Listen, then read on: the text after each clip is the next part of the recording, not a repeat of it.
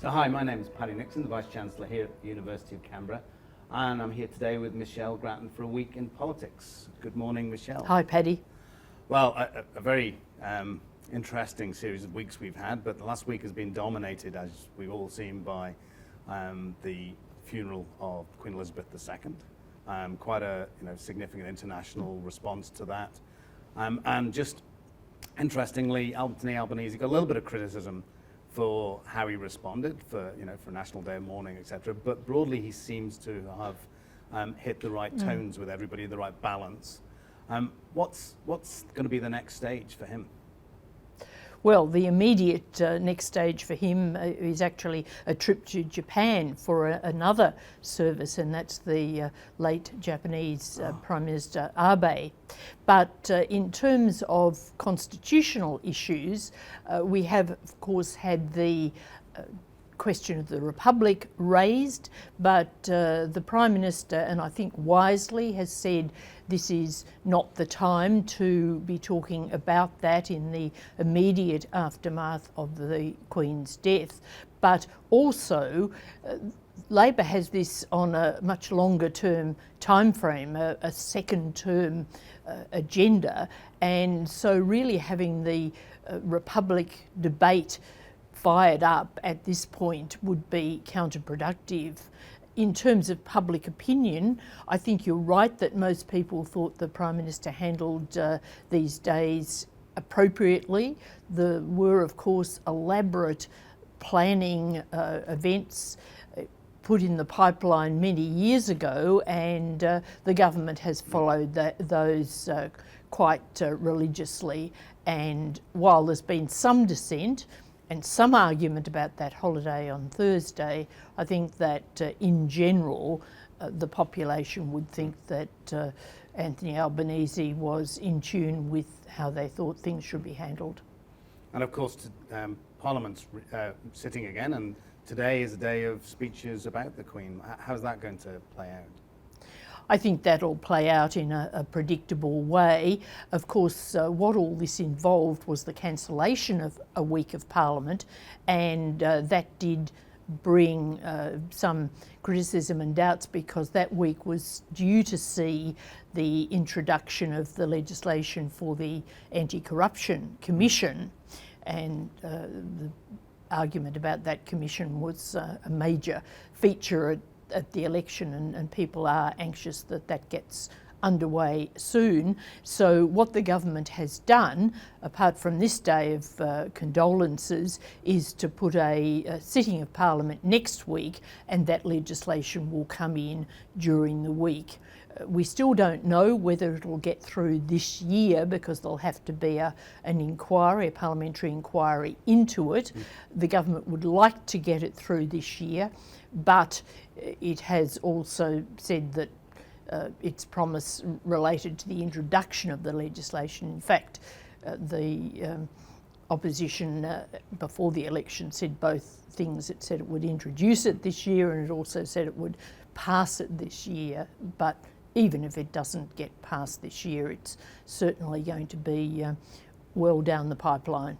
I heard an interview just earlier in the week from the Assistant Prime Minister talking about this particular legislation, and exactly that they had some level of confidence about the lower house, but the upper house would inevitably take its time to review it, and I guess that's where the core debates will start to appear. Well, that's right, and the crossbenchers actually in both the lower and the upper house do have concerns about aspects. The whole question of adequate oversight, parliamentary oversight, is important, and so there will be quite a bit of debate about the fine print, even though the crossbenchers are certainly on side, or most of the crossbenchers, certainly the lower house crossbenchers, are on side for the commission as such.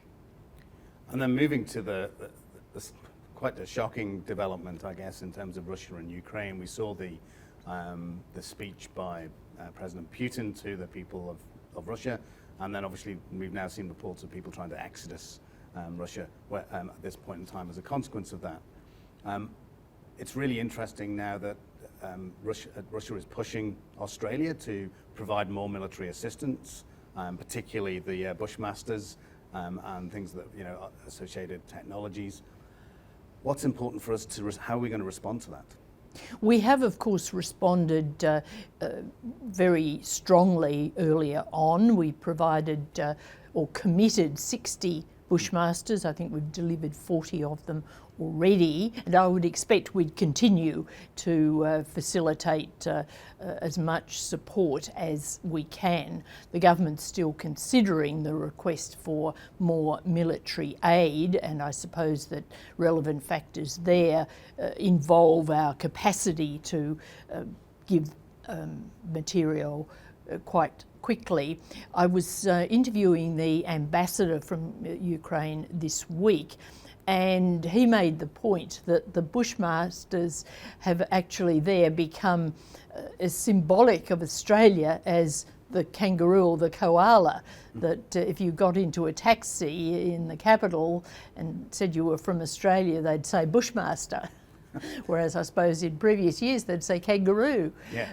But the ambassador was also making the point, and I think this is important and something we should do, that Australia ought to reopen its embassy in Ukraine as quickly as possible. Now, we haven't done this because of security considerations, but nevertheless it is important symbolically. It's important to get first-hand information on the ground. So that is something we, I think, ought to do quickly.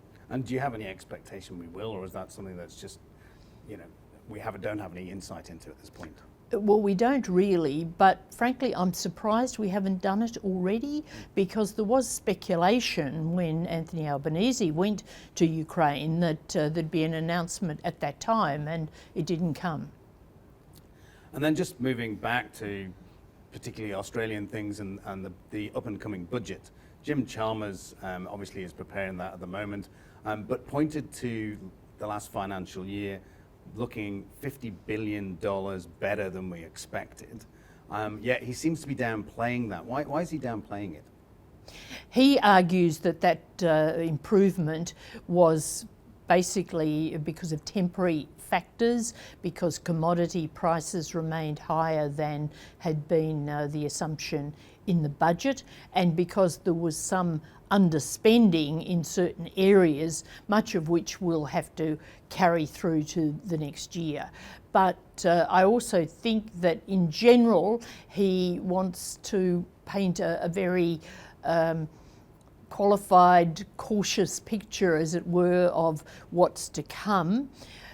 We know the international situation, the economic situation is very, very uncertain, and he reinforces that point. He also makes the point that this budget will be what he called a bread and butter budget, not one that does massive changes, although I think we will see a lot of cuts, but they will be basically cuts in the former government's programs, clearing the decks, as it were, for the new government's agenda. But he did suggest that in future budgets he would be making attempts at reform. And of course we had last week the Governor of the Reserve Bank, Philip Lowe, saying that the structural problems of the budget really must be addressed, and that means either higher taxes, spending cuts, or big reforms to grow the pie, as it were. Now, we'll see how Jim Chalmers' ambition works out, but he's suggested he's up for change in the future. And just, what's the difference between a bread and butter budget and an austerity budget? Well, that's a very good question. Obviously, no jam. That's the first thing, because there has been pressure for more action on cost of living, more relief for ordinary people, and the government has been saying that can't be afforded.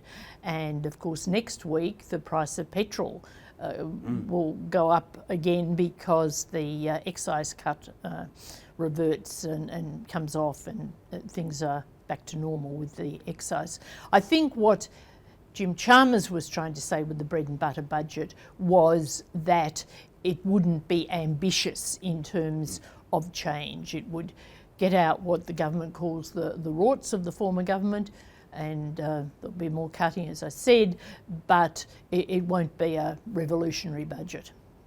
Okay, well, look, fascinating as always, Michelle. Thank you very much, and I look forward to speaking to you again. Thanks, Paddy. Good to talk.